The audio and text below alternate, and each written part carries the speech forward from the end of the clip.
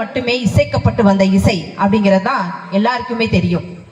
ஆனா அது தமிழர்களின் தாய் இசை அப்படிங்கிறது மறைக்கப்பட்ட வரலாறு. அது மட்டுமல்ல, இது ஒடுக்கப்பட்டோரின் உரிமைக்கான இசை, இது விடியலுக்கான இசை, இது விடுதலைக்கான இசை. இந்த இசையை சாதி, மதம், இனம் என்ற அத்தனை தடைகளையும் உடைத்தெறிந்துவிட்டு மனிதன் மனிதனாக வாழ துணிவினை ஏற்படுத்தும் பறையாக, உங்களுக்குள்ளும் அந்த அதிர்வினை ஏற்படுத்தும் பறையாக இதோ உங்கள் முன் எங்களது சக்தி கலைக்குழுவின் எழுச்சி மிகு பறை முழக்கம்.